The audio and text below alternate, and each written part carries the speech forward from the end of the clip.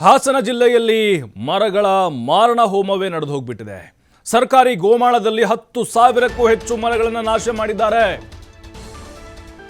ನೋಡಿ, ಮರಗಳನ್ನ ಕಡಿದು ಅರಣ್ಯ ನಾಶವನ್ನ ಮಾಡಿದ್ದಾರೆ. ಸರ್ಕಾರಿ ಗೋಮಾಳದಲ್ಲಿದ್ದಂಥ 10,000ಕ್ಕೂ ಹೆಚ್ಚು ಮರಗಳು ಸಕಲೇಶಪುರ ತಾಲೂಕಿನ ಅತ್ತಿಹಳ್ಳಿ ಯರ್ಗಳ್ಳಿಯಲ್ಲಿ ಮರಗಳನ್ನು ಕಡಿದು ಹಾಕಿದ್ದಾರೆ. ಸರ್ವೆ ನಂಬರ್ 99ರಲ್ಲಿ 157 ಎಕರೆ ಜಾಗ, ಅದು ಅರಣ್ಯಕ್ಕೆ ಸಂಬಂಧಪಟ್ಟಿದ್ದು. ಮರಗಳನ್ನು ಕಡಿದು ರಾಶಿ ರಾಶಿ ಇಟ್ಟಿದ್ದಾರೆ ಮರಗಳರು. ಹೇಳೋರು ಕೇಳೋರು ಯಾರಿಲ್ಲ. ಮರ ಕಡಿತಾ ಇದ್ರು, ಅರಣ್ಯ ಇಲಾಖೆಯವರು ಕಣ್ಣು ಮುಚ್ಚಿ ಕೂತಿದ್ದಾರೆ. ನೋಡಿ, ಅರಣ್ಯ ಇಲಾಖೆಯವ್ರಿಗೆ ಇದೆಲ್ಲ ಕಾಣಿಸಲ್ಲ. ಅಲ್ಲಿ ಯಾರೋ ನಮ್ಮ ಬುಡಕಟ್ಟು ಜನದವ್ರದ್ದು ಕಾಡಲ್ಲಿ ಏನೋ ಗುಡಿಸಲು ಹಾಕೊಂಡ್ರೆ ಏನೋ ಒಂದು ಮಾಡಿದ್ರೆ ಸಡನ್ಲಿ ಅವರು ಒಕ್ಕಲೆಬ್ಬಿಸ್ಬಿಡ್ತಾರೆ. ಆದರೆ ಇದು ಕಾಣಿಸ್ತಾ ಇಲ್ವಾ? ಅರಣ್ಯ ಇಲಾಖೆ ಅಧಿಕಾರಿಗಳೇ, ಎಲ್ಲಿದ್ದೀರಾ? ಮರಗಳ ಮಾರಣ ಹೋಮ ಕಾಣಿಸ್ತಾ ಇಲ್ವಾ? ಅಲ್ರಿ, ರಾಜರೋಷವಾಗಿ ಹಿಂಗೆಲ್ಲ ಕಡ್ದು ಹಾಕ್ತಾರ ಅಲ್ಲಿ? ಏನು ಪುಷ್ಪ ಟೂನಾ ಇದು? ಏನು ಅನ್ಕೊಂಡಿದ್ದಾರೆ? ಅತ್ತಿಹಳ್ಳಿ ಯರ್ಗಳ್ಳಿ ನೋಡಿ, ಎಷ್ಟು ನೂರಾರು ಮರಗಳನ್ನು ನಾಶ ಮಾಡಿ ಗುಡ್ಡೆ ಹಾಕಿದ್ದಾರೆ. ಸರ್ವೆ ನಂಬರ್ 99, 157 ಎಕರೆ ಜಾಗ ಅರಣ್ಯದ್ದು ನಾಶ ಮಾಡಿಬಿಟ್ಟಿದ್ದಾರೆ ಮರಗಳರು. ಅಲ್ಲ, ಏನು ಮಾಡ್ತೀರ? ಅವನ್ನ ತಗೊಂಡು ಏನು ಮಾಡೋದು? ಎಲ್ಲ ಬುಡದ ಸಮೇತ ಕಡ್ದು ಬಿಟ್ಟಿದ್ದಾರೆ. ಅರಣ್ಯಾಧಿಕಾರಿಗಳು ಬಂದು ಯಾರು ಕಡಿದ್ರು ಏನು ವಿಚಾರಣೆ ಮಾಡೋದಾಗಲಿ, ಅವುಗಳನ್ನ ಕಡ್ದಿದ್ದಾದರೂ ಸಂರಕ್ಷಣೆ ಮಾಡಿಕೊಳ್ಳಿ, ಅವನ್ನ ಅದನ್ನು ಮಾಡೋಕ್ಕಾಗ್ತಾ ಇಲ್ಲ. ಹಾಗಾಗಿ ಅಲ್ಲಿನ ಸ್ಥಳೀಯರು, ಸಾರ್ವಜನಿಕರು ಸಾಕಷ್ಟು ಆಕ್ರೋಶಗಳನ್ನು ವ್ಯಕ್ತಪಡಿಸ್ತಾ ಇದ್ದಾರೆ. ಸರ್ಕಾರಿ ಗೋಮಾಳ ಅಂದರೆ ಸರ್ಕಾರದ್ದೇ ಆಸ್ತಿ, ಅದು ಗೋಮಾಳ ಇರ್ಬೋದು. ಆದರೆ ಎಂತಿಂಥ ಮರಗಳ್ರಿ, ಎಂತಿಂಥ ಮರಗಳು, ಬೆಲೆ ಬಾಳುವಂಥ ಮರಗಳಿದ್ದಾವೆ. ನೋಡಿ ಹೆಂಗೆ ಕೊರೆದಿದ್ದಾರೆ ಅಂಥೇಳಿ ಎಲ್ಲ ಕಟ್ ಮಾಡಿ ಇಟ್ಟಿದ್ದಾರೆ. ವ್ಯವಸ್ಥಿತವಾಗಿ ಪ್ಲ್ಯಾನ್ ಇದೆ ಅಂತ ಅನ್ನಿಸ್ತಾ ಇದೆ ನಮಗಿದು. ಅರಣ್ಯಾಧಿಕಾರಿಗಳು ಏನಾದರೂ ಇಲ್ಲಿ ಶಾಮೀಲಾಗಿರ್ಬೋದಾ? ಅನುಮಾನಗಳು ಬರ್ತಾ ಇದೆ ನಮಗೆ. ನೀವು ಇನ್ನೂ ಪ್ರಶ್ನೆ ಮಾಡಿಲ್ಲ, ಸ್ಥಳಕ್ಕೆ ಹೋಗಿಲ್ಲ ಅಂತಂದರೆ ನಮಗೆ ಇದೇ ರೀತಿ ಅನುಮಾನಗಳು ಬರುತ್ತೆ. ಅಂದರೆ 10,000ಕ್ಕೂ ಹೆಚ್ಚು ಮರಗಳನ್ನು ನಾಶ ಮಾಡಿದ್ದಾರಲ್ರಿ. ಯಾರೀ ಪರ್ಮಿಷನ್ ಕೊಟ್ಟರು ಇವ್ರಿಗೆ? ಯಾವ ಕಾರಣಕ್ಕೋಸ್ಕರ ಮರವನ್ನು ಕಡ್ದಿದ್ದಾರೆ ಅವರು? ಮರಗಳರ ಅಥವಾ ಮರಗಳರನ್ನು ಸೃಷ್ಟಿ ಮಾಡಿದ್ದ ಅಧಿಕಾರಿಗಳು? ಗೊತ್ತಿಲ್ಲ ನಮಗೆ.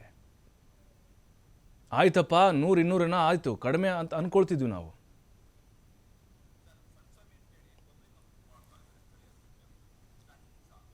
ಈ ಬಗ್ಗೆ ಮಾತಾಡಲಿಕ್ಕೆ ಸ್ಥಳೀಯರಿದ್ದಾರೆ ನಮ್ಮ ಜೊತೆಗೆ ಮಾತಾಡಲಿಕ್ಕೆ. ಸಣ್ಣಸ್ವಾಮಿ ಅಂತ. ಸರ್ ನಮಸ್ಕಾರ. ಸರ್ ನಮಸ್ಕಾರ.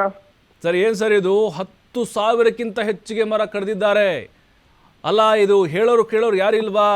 ಅರಣ್ಯ ಇಲಾಖೆಯವರು ಇದರಲ್ಲಿ ಶಾಮೀಲಾಗಿದ್ದಾರಾ ಅನ್ನೋದು ನಮ್ಮ ಅನುಮಾನಗಳು. ನಿಮ್ದು ಅದೇನಾ ಅಂತ? ನಾವು ಅವ್ರ ಶಾಮೀಲಾಗಿರೋತ್ತಿಗೆ ಅಷ್ಟೆಲ್ಲ ಹೋಗ್ತಾ ಇರೋದು. ಕರೆಕ್ಟು. ಅಲ್ಲಿಯ RFO ಮತ್ತೆ ಇತರ ಸ್ಥಳೀಯ ಏನು ಅಧಿಕಾರಿಗಳಿದ್ದಾರೆ, ಅವ್ರದೇ ಇನ್ವಾಲ್ವ್ಮೆಂಟ್ಸ್ ಆಗಿರೋಂಥದ್ದು. ಇನ್ನೊಂದ್ಸರಿ ಗಂಧದ ಮರ, ಬೀಟೆ ಮರ, ತ್ಯಾಗದ ಮರನ ನೆಲಮಂಗಲದಲ್ಲಿ ಹಿಡಿದ್ರು, ಸಕಲೇಶ್ಪುರದಿಂದ ಪಾಸ್ ಆಗಿ ಪಬ್ಲಿಕ್ ಇದನ್ನ ಕೊಟ್ಟು. ಅದೇ ರೀತಿ ಇತ್ತೀಚೆಗೆ ನಮ್ಮಲ್ಲಿ ಕಾಡಾನೆ ಇವೆಲ್ಲ ಜಾಸ್ತಿ ಆಗ್ತಾ ಇರೋಂಥದ್ದು. ಈ ಅರಣ್ಯಗಳನ್ನ ನಾಶ ಆಗ್ತಾ ಇರೋದು ಎಲ್ಲ ಆ ಭಾಗದಲ್ಲಿ ಹೆಚ್ಚು ಈ ಕಾಡಾನೆಗಳಿಗೆ ನೆಲೆ ಇಲ್ದಂಗೆ ಆಗಿದೆ. ಕಾಡು ದಿನನಿತ್ಯ ನಾಶ ಆಗ್ತಾ ಇದೆ. ಹೌದು.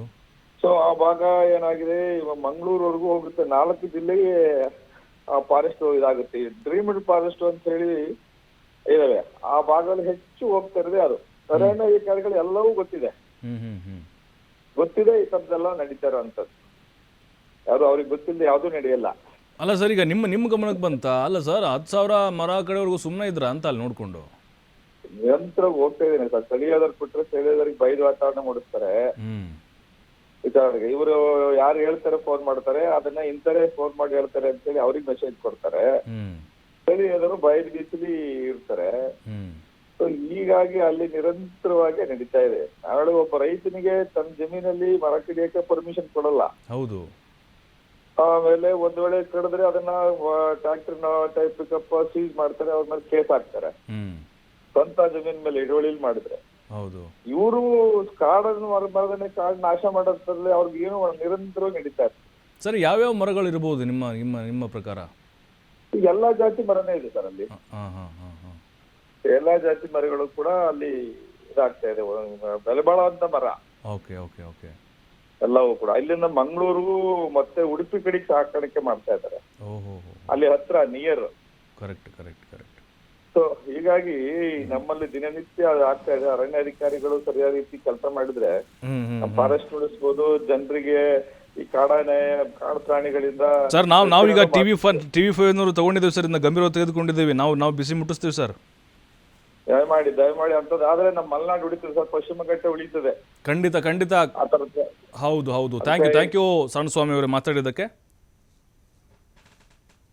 ಇತ್ತೀಚೆಗೆ ಅಧಿಕಾರಿಗಳು ತಮ್ಮನ್ನು ತಾವೇ ಡಿಪೆಂಡ್ ಮಾಡ್ಕೊಳ್ತಾರೆ ಅಂತ ನೋಡಿದ್ರೆ, ಅರಣ್ಯವನ್ನೇ ಶೇಖರಣೆಯನ್ನು ಕಾಪಾಡ್ಬೇಕಂತ ಅಧಿಕಾರಿಗಳು ಅರಣ್ಯನ ನಾಶ ಮಾಡೋದಕ್ಕೆ ತಮ್ಮ ಹಿಂದ್ಗಡೆ ಕುಮ್ಮತ್ತು ಕೊಡ್ತಾ ಇದ್ದಾರೆ ಅನ್ನೋದಕ್ಕೆ ಉದಾಹರಣೆಗೆ ಹೆತ್ತೂರು ಹೋಬಳಿ ಹತ್ತಿಹಳ್ಳಿ ಗ್ರಾಮದ ಸರ್ವೆ ನಂಬರು 99 400 ಚಿಲ್ಲರೆ ಎಕರೆ ಅದು ಸರ್ಕಾರಿ ಜಮೀನಿದೆ. ಅದರಲ್ಲಿ 30 ಎಕರೆ ಮಾತ್ರ ಮಂಜೂರಾಗಿದೆ. ಆ ಜಮೀನಿನಲ್ಲಿ ಈಗ ಆಲ್ರೆಡಿ ಸಾಕಷ್ಟು ಜನರ ಮರವನ್ನು ಕಡಿದು ಮಂಗಳೂರು ಮತ್ತು ಉಡುಪಿ ಭಾಗಕ್ಕೆ ಸಾಗಾಣಿಕೆ ಮಾಡ್ತಾ ಇದ್ದಾರೆ.